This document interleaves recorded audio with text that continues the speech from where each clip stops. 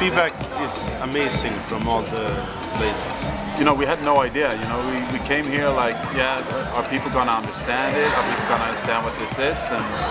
And everybody's been really open, and it's been going great. They were really open for it. I mean, US is like killing Europe at the moment. Europe is getting a bit like used to the whole scene. Yeah. And US is still like interested and they want to party and listen to house music. But the thing is, I guess in Europe we've had it for such a long time. It's been out there, and in the States it's you know, kind of a new thing. It's not new, but you understand what I mean. It's like it's got attention again on the commercial side as well. So people are really up for it and really happy to just want to hear the next track, you know, in the clubs. Our sets are pretty like house, techno, dubstep, trance. You know, it's electronic music. Together, we got like maybe 2 tracks in the beginning that we know, and afterwards we just playing the tracks that we feel like, you know, like, okay, I'm gonna do this one, and I'm gonna do this now, you know. So it's the beginning of the tour. Yeah, we actually did like a long list and planned it really well. Like, oh, this is gonna work, and it didn't work. So we were like, so the gig after, I was just like, let's just fucking DJ. Yeah. Because it worked out great. To have like a pre, you know, a set that's already, then you don't know how the people are going to react when you play. So you have to have that feeling when you know, like, okay, I'm gonna play this one now. Not like look at the list and okay, it's this track now, and then it's that track, and then it's that track. You know, you have to DJ. I started to try to produce music when I was 14. That's like, yeah, that's 15 years ago. And you know, because I thought it was fun, and then I started to DJ at home, you know, with my old Technics 1210s, and I started DJing, and then I quit and just produced, you know, until I had something that was worth listening to, I guess. And when a record company wanted to release my tracks, and then I started to DJ again because people were asking about me. I had my first release when I was 15, and I was a bit scared of the whole DJing thing for a couple of years. I didn't want to go out and play for some reason. I don't know. I don't understand now. But when I was 18, then I had my first gig, and it was, you know, I learned how to DJ on the gig. I didn't know how to do it before that. So it was producing and then DJing. It was, I think it should be. It would be almost impossible to only make it as a big DJ by only DJing. Yeah. Because, you know, there are like millions of young kids who wants to be a big DJ. And, you know, you need a fat track to make that happen. No, I can say one of my biggest inspirations is like The Prodigy and Daft Punk, but it doesn't have to do with maybe DJing, but that kind of nerve, that kind of energy, the music that they have, and I don't know, but somebody I really admire as a DJ is Sebastian Ingrosso. I think he's one of the best DJs. He got that energy when he plays. My cousin Jesper Dahlback, he's one of the pioneers of Sweden, and I used to admire him because, you know, wow, he's out there every weekend, he's playing. And now I understand, oh man, he's out there DJing every weekend. That's what I do now, and it's very nice. And the music he created was just so new and always, you know, fresh.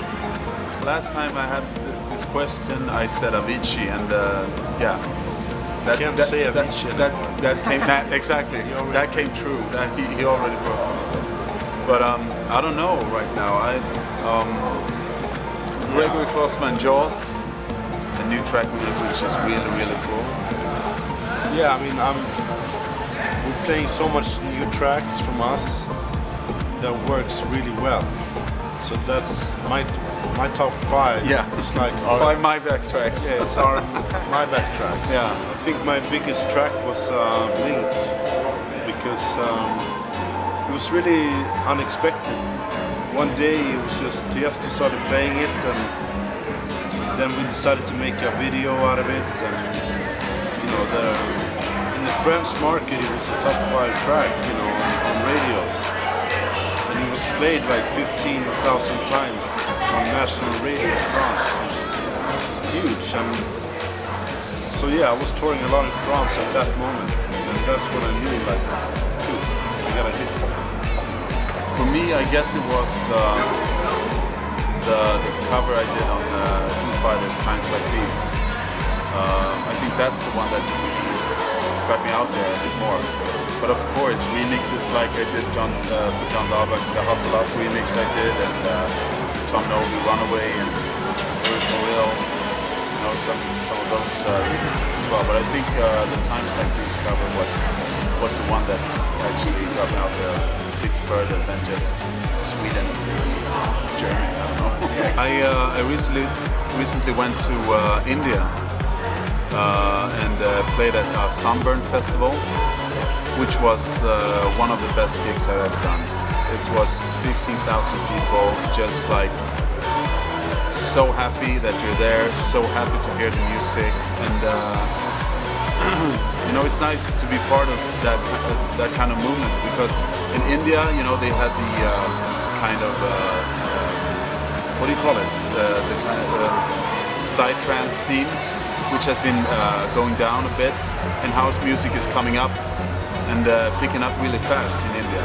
So everybody's really happy about that kind of style of music, you know. And the Sunburn Festival in India, it's fantastic, but you know, you get one with the crowd, you know, because they're like giving so much and you want to give back to them. So we're just having a good time together. It's more nervous to play in front of a VIP 100 people capacity club than, you know, 50,000 people. Yeah, I'm gonna go from Miami and do Ultra Festival, and I think we have some track to promote there, but I can't remember which. Me and Albin we have a studio in the same complex, sort of. So I guess one day we did a remix together, and we needed a name for it, so we called it MyBack because it's the name thing. Myers Dahlback is MyBack. Yeah. MyBack. And to be honest, it's a bit weird to be on a tour because we don't have anything released, and we're doing a huge US tour now. And the feedback has been so good. We're coming back in May. And So we already have a new tour booked for America. We have like 10 tracks, and we're gonna release 3 of them on the MyBack compilation that will be out in March, hopefully. April, maybe. Yeah, and then we have a release that's gonna come out on Steve Aoki's Dahlback, and with 2 tracks, and so we have, it's a lot of tracks coming out. Well, you know, we meet each other in the studio every day, and sometimes we're like, is it time for a MyBack track? It's time for a MyBack track. Yeah. So we just sit down and we focus on that, and sometimes it takes a couple of days to finish it off, and sometimes it takes like 2-3 hours. Well, right now we've just, me and John, making like tracks, you know, we've been doing, we had a good time in the studio, having fun, you know, not trying to be too, what do you call, pretentious. No, it's just about having fun and try something new. You know, stupid melodies and fat bass lines, you know, that's what we're doing right now. I want to feel, when we're doing it as MyBack, I want to feel like, you know, I could die listening to this track because it's so fast. Since we've been in my studio most of the time working on it, and I use Cubase. I guess I'm the only one left on the planet who uses Cubase. But, you know, it's like my oldest friend. I've been using him or her for like 10 years. So So that's what we do. Yeah. Hi, this is Albin Myers. This is John Dahlback. Together we are MyBack, and you're watching WMC247.com.